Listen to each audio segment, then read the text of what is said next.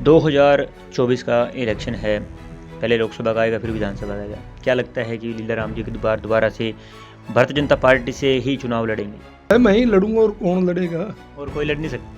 नहीं लड़ सकता जी, मेरे को पता है मैंने ही लड़ना पड़ेगा और मैं ही लड़ूंगा। परंतु जैसे वो तो पार्टी हाईकमान करती है, मेरे को उम्मीद है कि मैं ही लड़ूंगा, 100% मैं लड़ूंगा। मतलब कि ये बात निश्चित है कि आप चुनाव लड़ेंगे जब मतलब कहीं से भी हो। मैं आप पत्रकार साथी हैं, पता नहीं क्या पूछना चाहते हैं। मैं ये कहता हूँ, आपकी नज़र में क्या है और कौन लड़ेगा? मैं ही लड़ूंगा जी, मतलब अगर आपके मन में कोई बात है तो आप मेरे को बताएं कृपया। मैंने मेरे मन की बात बता दी, जी जी आप अपनी बात बताएं कि जी ये हो सकता है। मतलब जितने काम आपने किए आप संतुष्ट हैं कि इससे मतलब कि हम चुनाव लड़ेंगे आगे? देखो, काम से मैं ये नहीं कह सकता कि मैं संतुष्ट हूँ। जी, इनेलो के कार्यकाल में आप विधायक रहे थे और अब बीजेपी कार्यकाल में, दोनों में से कौन सा अच्छा कार्यकाल है आपके लिए? चौधरी ओम प्रकाश चौटाला जी बहुत अच्छे नेता लगते थे हैं। तो आपको भी नुकसान होगा? मैं क्या हूँ, मैं कोई नरेंद्र मोदी हूँ? मेरे को भी होगा, जी। सबको होगा, मनोहर लाल जी को भी होगा, सबको होगा। नमस्कार, मेरा नाम धर्म है और आप देख रहे हैं कैथल पब्लिक टीवी। आज कैथल के विधायक लीलाराम जी हमारे साथ हैं और कैथल के अंदर लगातार चल रहे विकास कार्यों को लेकर इनसे चर्चा होगी और आगामी जो बजट सत्र के बाद जो कार्य कैथल के अंदर होने हो उसके ऊपर चर्चा होगी। सर नमस्कार है, स्वागत। नमस्कार, नमस्कार जी। जी, पहले तो ये बताइए कि आपका हालचाल, स्वास्थ्य कैसा है? बहुत बढ़िया, फिट है, बिल्कुल फिट है। जी, बजट के अंदर कैथल की जो मांग थी एलिवेटेड रेलवे ट्रैक की, एक बड़ी मांग ये जो मुख्यमंत्री जी द्वारा मान ली गई है, उसको लेकर क्या कुछ कहना चाहेंगे? ये कैथल के लोगों की पुरानी मांग थी पिछले 3-4 साल से। ये पिछले 2 साल पहले इसको सरकार ने मंजूर कर दिया था, जी परंतु किसी वजह से बीच में ये संदेशा आया कि इसको वापस ले लिया या रद्द कर दिया गया है। जी परंतु अब जब कैथल के लोग मेरे से मिले, मैं उनको लेकर के माननीय मुख्यमंत्री जी से मिला जी और उनको समझाया कि इससे पूरे शहर को और ये पूरे ज़िले के लोगों को फ़ायदा होगा, तो माननीय मुख्यमंत्री जी ने उसको मानते हुए दोबारा से मंजूर करके और बजट इसमें रख दिया, इसका प्रावधान कर दिया। जी, ऐसी बहुत सारी मांगें हैं जो बजट के अंदर रखी गई हैं लेकिन उनका काम शुरू नहीं हुआ। इस जो प्रोजेक्ट है एलिवेटेड रेलवे ट्रैक, कब तक कह सकते हैं कि इसको शुरू हो सकता है या इसको मतलब ऐसा लगता है शहर वालों को मिल सकता है? ये सरकार की पूरी तरह नॉलेज में है और मेरे को उम्मीद है कि 2 महीने 3 के अंदर इस पर काम शुरू हो जाएगा और शुरू होने के 1 साल के अंदर ये कैथल के लोगों को बन करके तैयार हो जाएगा। कहाँ से शुरू हो जाएगा, कहाँ पर ख़त्म हो सकता है ये इसका मेरे को लगता है जो रोड मैप जो है? इसकी यहाँ से शुरू करेंगे इसको। पुराना नया रेलवे स्टेशन जो है? नहीं, जी अपने चंदाना गेट है, जी जी उससे रेलवे ट्रैक जो कुतेपुर रोड जाता है वहाँ से शुरू करके और जो कुरुक्षेत्र रोड है जी जी जो बाईपास है, इससे आगे ये पूरा होगा। जी इसमें 6 से 7 सड़कें आएंगी शहर की छोटी बड़ी, जी उनको सबको क्रॉस करेगा ये। जी, एक बहुत बड़ी मांग जो है लगातार जो है उसको बजट में भी रखा गया, घोषणा भी हो चुकी है लेकिन उसका कार्य शुरू नहीं हुआ। मेडिकल कॉलेज की बात है, बहुत बड़ी सौगात है और क्या कहना चाहेंगे उसको लेकर? ये 3 जिलों में माननीय मुख्यमंत्री जी ने एक दिन में घोषणा की थी, जी यमुनानगर, कैथल और सिरसा। जी इन पे हमें पूरी उम्मीद है क्योंकि इसकी डीपीआर प्लान, इस बजट में पैसे का प्रावधान जी सभी हो गया और मेरे को तो उम्मीद है कि मार्च अप्रैल के अंदर इस पर काम शुरू हो जाएगा। जी, तो मार्च अप्रैल के अंदर इसका जो है कार्य शुरू हो जाएगा। इससे पहले भी 2-3 बार इसके पत्थर रखे गए हैं, शिलान्यास शुरू किया गया है, उसको लेकर क्या कहेंगे? ये बहुत बड़ा प्रोजेक्ट है, जी शिलान्यास एक ही बार हुआ है, आदरणीय हमारे राष्ट्रीय अध्यक्ष जी ने किया था जी और अब काम तो अब शुरू होगा। जी मेरे को 100% उम्मीद है। सरकार ने बल्कि इसमें ये भी कहा कि इसमें 4-5 और कॉलेजेस को ऐड किया गया है और सरकार की सोच है कि 20-25 एकड़ ज़मीन हमें यहाँ पर कलेक्ट्रेट पर और मिल जाए तो इसको बड़ा रूप दिया जा सकता है। जी, बहुत सारी शहर के अंदर की बात करें, अभी काफ़ी सड़कें ऐसी हैं जिनके ऊपर काम करना बाकी है, कब तक शुरू हो सकता है उनका काम सर? कहीं चंदाना रोड वाली सड़क है या कहीं ऐसे रोड? सरकार ने या माननीय मुख्यमंत्री जी ने 25 करोड़ रुपए जी हर कॉन्स्टिट्यूंसी में दिए हैं और मार्च में ही 28 फरवरी के बाद कभी भी इन सड़कों पर काम पूरा हो सकता है। कैथल के 25 करोड़ में से 15 करोड़ रुपए तो आ गए हैं, जी उनके कभी भी टेंडर लग सकते हैं और मेरे को ये उम्मीद है कि मार्च 1 में इन पर काम शुरू हो जाएगा। जी। अगर सीवरेज व्यवस्था की बात करें तो अमृत योजना के बाद सीवरेज जो है उसका काम जो है पूरी तरह से बंद है। उसको लेकर भी अप्रूवल मिल चुकी है, उसके काम कब तक शुरू हो जाएँगे? क्योंकि शहर के अंदर काफ़ी एरिया ऐसे हैं जहाँ पर सीवरेज व्यवस्था जो सीवरेज की नई पाइपलाइनें डाली हैं 20-20 साल पुरानी है, वो टूट चुकी हैं, उसको लेकर क्या कहेंगे? मैं अपने नगर पालिका के अधिकारियों को, चाहे एक्शन था, एसडीओ साहब थे, जेई थे, जी, उनको साथ लेकर के जी, मैं स्वयं अपनी टीम के साथ शहर की, चाहे अंबेडकर नगर था, चाहे प्योदा रोड था, चाहे रामनगर था, चाहे अर्जुन नगर है जी, या खुराना रोड है, यहाँ पर मैं स्वयं गया था और लोगों से मिल कर के उनकी गलियों का, सीवरेज का, पीने के पानी के हाल चाल पूछ करके आए थे कि लोगों की क्या डिमांड है। और तब हमने 25 करोड़ का एस्टिमेट बना करके माननीय मुख्यमंत्री जी को मैंने दिया था। जी, माननीय मुख्यमंत्री जी ने ये कह करके 10 करोड़ की तो मेरी स्वयं की घोषणा है जी, और 15 करोड़ रुपए हमारे को दे दिए हैं। जी, परंतु ये सरकारी काम है, इनमें कहीं न कहीं अड़चन आती है। जैसे कि अम्बेडकर नगर है, जी, अर्जुन नगर है, दोनों जगह 5-5, 6-6 करोड़ रुपए आए हुए हैं। जी, परंतु अनअप्रूव्ड वाला वहाँ पर आ जाता है जी, मैटर। जी, तो और अभी सरकार ने कैथल की लगभग 54 के लगभग कॉलोनियों जी, को अप्रूव्ड भी करने का काम किया है। जी, परंतु नोटिफिकेशन होने में इनमें टाइम लग जाता है। जी, जिस दिन भी नोटिफिकेशन हो गया, उन कॉलोनियों के नाम अप्रूव्ड होकर के आ गए, जी, तुरंत उस पर काम शुरू कर दिया जाएगा, चाहे उसमें सीवरेज है, चाहे पीने का पानी है और चाहे गलियां और सड़कें बनाने का काम है। जी। आपने एक मंडी की और बात करी थी कि मंडी का प्रोजेक्ट है, उसका क्या हुआ सर? मंडी का भी मैंने पिछले दिनों में सीए थे हमारे, जब तो यादव साहब थे, उनसे मिला था हुँ। और उन्होंने भी और कृषि मंत्री ने भी आश्वासन दिया था कि हम कैथल में मंडी जल्दी बना करके कैथल के लोगों को देने का काम करेंगे। 2024 से पहले बन जाएगी सर? मेरे को 100% उम्मीद है कि 2024 से पहले कैथल को नई सब्जी मंडी मिल जाएगी। जी। एक बात जब जनता के बीच में जाते निकल कर आती है कि अगर सुरजेवाला जी को आप हरा करके विधानसभा आपने जीती थी कैथल की और अगर सुरजेवाला जी को दोबारा से हराना है तो उनसे ज़्यादा काम करके दिखाना पड़ेगा। लेकिन जनता के बीच में से आवाज़ निकल कर आती है कि काम तो कम हुए हैं, लेकिन जनता के बीच में आप रहते हैं। नहीं, मेरा काम क्या है, लोगों के बीच में रहना। मैंने जैसे स्वयं कहा था, मैं लोगों को मिलता रहता हूँ।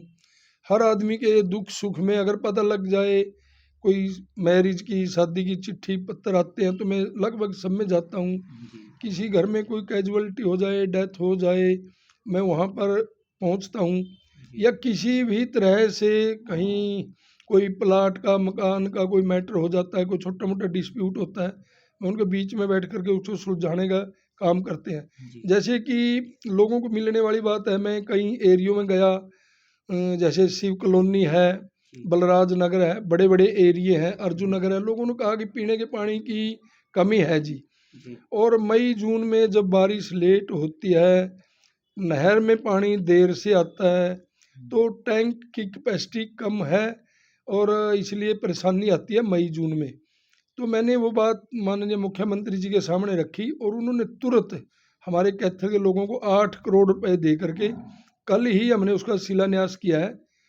4 एकड़ ज़मीन में 4 किले के अंदर 17 फुट गहरा टैंक बनाया जाएगा जी, और 7 किले या 7 एकड़ में 18 फुट गहरा टैंक बनाया जाएगा। जब ये 11 एकड़ का टैंक बन करके तैयार हो जाएगा और जो उम्मीद है कि 6 महीने 7 में बन करके तैयार हो जाएगा, कैथल में नहरी पानी की लोगों के लिए, पीने के लिए कोई कमी नहीं रहेगी। जी। 2024 का इलेक्शन है, पहले लोकसभा का आएगा फिर विधानसभा का आएगा। क्या लगता है कि लीलाराम जी की दोबारा से भारतीय जनता पार्टी से ही चुनाव लड़ेंगे? और कहाँ से लड़ूंगा, भारतीय जनता पार्टी से ही लड़ूंगा। जी, मैं भारतीय जनता पार्टी का कार्यकर्ता हूँ जी। और मेरे को उम्मीद है मैं ही लड़ूंगा और कौन लड़ेगा। और कोई लड़ नहीं सकता? नहीं लड़ सकता जी, मेरे को पता है मैंने ही लड़ना पड़ेगा और मैं जी, ही लड़ूंगा। जी। परंतु जैसे वो तो पार्टी हाईकमान करती है, मेरे को उम्मीद है कि मैं ही लड़ूंगा, 100% मैं लड़ूंगा। और आप ही जीतोगे ये बात भी है। नहीं, जीतने वाला तो कैथल के लोगों ने मेरे को आशीर्वाद पहले ही दे रखा है हुँ, कि बस आप तो सिर्फ ये पर्ची टिकट जिसको कहते हैं वो लेकर के आ जाओ, जी, बाकी काम हमारा है। जी जी कैथल के लोग ना मेरा खर्चा करवाते, ना मेरे से कोई किसी टाइप का, मैं ईमानदारी से कहता हूँ राजनीति से ऊपर उठ करके लोग मेरी मदद करते हैं, बल्कि वो मेरे से कुछ नहीं मांगते। जी जैसे आजकल चुनाव में है, तो मेरे से किसी प्रकार का भी कैथल के लोग कोई लालच प्रलोभन नहीं करते, जी बल्कि मेरी मदद करते हैं हर तरह से, वोट से, नोट से, रोड से, सपोर्ट से, हर तरह से कैथल की जनता मेरी सपोर्ट करती है। मतलब ये बात निश्चित है कि आप चुनाव लड़ेंगे चाहे मतलब कहीं से भी हो। मैं आप पत्रकार साथी हैं, पता नहीं क्या पूछना चाहते हैं। मैं ये कहता हूँ, आपकी नज़र में क्या है और कौन लड़ेगा? मैं ही लड़ूंगा। जी मतलब अगर पता। आपके मन में कोई बात है तो आप मेरे को बताएं कृपया। मैंने मेरे मन की बात बता दी, जी जी आप अपनी बात बताएं कि जी ये हो सकता है। मतलब जितने काम आपने किए आप संतुष्ट हैं कि इससे मतलब कि हम चुनाव लड़ेंगे आगे। देखो, काम से मैं ये नहीं कह सकता कि मैं संतुष्ट हूँ, जी क्योंकि लोगों के तो कितने ही काम करा दें, जी जी उसमें अगर कोई पॉलिटिकल आदमी या पार्टी का कार्यकर्ता कहता है मैं संतुष्ट हूँ, मेरे को लगता है कि उसको राजनीति नहीं आती। जी हम कितना ही बना दें, मैं कैथल को पेरिस बना दूं, तब भी काम रहेंगे। और जी तब भी मैंने ये नहीं कहना चाहिए कि मैं संतुष्ट हूँ। जी मैं ईमानदारी से कहता हूँ कि मैं कोशिश कर रहा हूँ, और माननीय मुख्यमंत्री जी लगा करके पैसे दे रहे हैं सड़कों के लिए, पानी के लिए, सीवरेज के लिए, जी गांव की सड़कों के लिए, चौपालों के लिए जी दे रहे हैं। परंतु मैं ये नहीं कह सकता कि मैं संतुष्ट हूँ। जी मेरे मन में भी ये है कि मैं और भी काम करने की हिम्मत रखता हूँ, जी और सरकार उसमें सपोर्ट करे, मैं बहुत कुछ करके दिखा सकता हूँ। जी एक प्रश्न, एक बहुत ज़बरदस्त प्रश्न जो है कई बार कई कार्यकर्ताओं के मन में भी रहता है और आम जनमानस के भी रहते हैं, आपके मन में भी रहता होगा। इनेलो के कार्यकाल में आप विधायक रहे थे और अब बीजेपी के कार्यकाल में, दोनों में से कौन सा अच्छा कार्यकाल था आपके लिए? अपने अपने टाइम में दोनों अच्छे कह सकते हैं। जब हम थे पहले, तब कार्यकर्ताओं को सरकार प्राथमिकता के आधार पर रोजगार देती थी, और उस पे कई बार सरकार का विरोध भी होता था जनमानस में, लोगों में, परंतु हमारे को वो अच्छा लगता था। जी एक एक दिन में एक एक गांव के 10-10 बच्चे नौकरी लगते थे, और एमएलए को उसका कहीं हद तक श्रेय भी मिलता था। मैं इसमें कोई लुकी छिपी नहीं करूँगा। जी तो बहुत हज़ारों बच्चों को उस टाइम रोज़गार मिला, जी परंतु बट अब भी बच्चों को रोज़गार मिल रहा है, और अब मेरिट के योग्यता के आधार पर मिल रहा है। मतलब एमएलए का कोई लेना देना नहीं। उसमें ज़्यादा कोई एमएलए वाला, किसी कार्यकर्ता का, किसी अध्यक्ष का, किसी का कोई रोल नहीं। अब एजुकेशन के आधार पर और कंप्यूटर ही निर्णय करता है, जी जिसका नंबर आएगा चाहे वो कोई भी है, और सबको रोजगार मिलता है। और अब भी पिछली टर्म में भी सरकार ने 60-70 हजार पढ़े लिखे बच्चों को रोजगार देने का काम किया है, और अब भी सरकार की ये सोच है कि इस साल में आखिर तक 45 से 50 हजार बच्चों को रोजगार दिया जाएगा। तो आपकी नज़र में कौन सा सिस्टम बढ़िया था, दो पहले वाली टर्म का अच्छा था या आपकी टर्म का अच्छा है? राजनीतिक लोगों के लिए समय समय के अनुसार दोनों अच्छे हैं। जब हम इनेलो में थे, तब हमें इनेलो बहुत अच्छी पार्टी लगती थी। चौधरी ओम प्रकाश चौटाला जी बहुत अच्छे नेता लगते थे, हैं। जी और अब भारतीय जनता पार्टी का मेरे को लगता है कि आदरणीय नरेंद्र भाई मोदी जी का हरियाणा क्या, हिंदुस्तान क्या, पूरे विश्व में कोई मुकाबला ही नहीं, कोई तोड़ ही नहीं। और हरियाणा में आदरणीय मनोहर लाल जी मुख्यमंत्री जिस प्रकार ईमानदारी से काम कर रहे हैं, उसका भी कोई सानी नहीं है। जी दोनों अपनी अपनी जगह पर समय के अनुसार ठीक है। जी कई बार ऐसा लगता है कि कार्यकर्ताओं के काम नहीं हो पाते, नौकरी के लिए ज़्यादा कार्यकर्ता आते हैं और उस समय कार्यकाल अच्छा था, वही 1 मिनट में नौकरी लगा देते थे और लोग संतुष्ट भी होते थे। और आज के कार्यकाल के अंदर कंप्यूटराइज सिस्टम आ गया है, जिसकी वजह से कई कार्यकर्ता रुष्ट भी होते हैं। नहीं, रुष्ट तो तब भी होते थे। जी मान लो हमारे एक एक गाँव के उस समय 100 बच्चे लगे, जी परंतु 100 से क्या होता है, कुछ भी नहीं। हम्म, और काफ़ी वर्कर को संतुष्टि भी होती थी, भाई अब नहीं तो अगली बार लग जाएंगे। जी परंतु अब जब बच्चे ये देखते हैं अगर हम पढ़ेंगे लिखेंगे तो मेरिट के आधार पर हमारी 100% नौकरी लग जाएगी, जी तब भी कार्यकर्ता तो कहीं न कहीं, सबको हम रोजगार नहीं दे सकते, सरकार सबको नौकरी नहीं लगा सकती। जी कहीं न कहीं वर्कर कार्यकर्ता में नाराजगी तो छोटी मोटी आ ही जाती है, परंतु आज हरियाणा प्रदेश की जनरेशन ये समझ चुकी है जी कि हमने पढ़ना पड़ेगा, हम्म, हमने पेपर पास करना पड़ेगा, तैयारी करनी पड़ेगी। अगर पढ़ेंगे नौकरी मिलेगी, अगर नहीं पढ़ेंगे तो नौकरी नहीं मिलेगी। जी।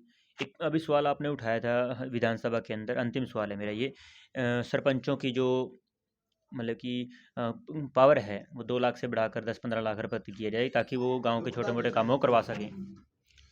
नहीं, वो देखो, सरकार के अंदर जी, जिस प्रकार ये माना जाता है कि एमएलए सरकार में रीढ़ की हड्डी हैं, मैं कहता हूँ कि लोकतंत्र के अंदर जी, सरपंच लोकतंत्र की असली रीढ़ की हड्डी है। जी, हरियाणा में विधायक कितने हैं? 90 चुन करके आते हैं और सरपंच 7,000 चुन करके आते हैं।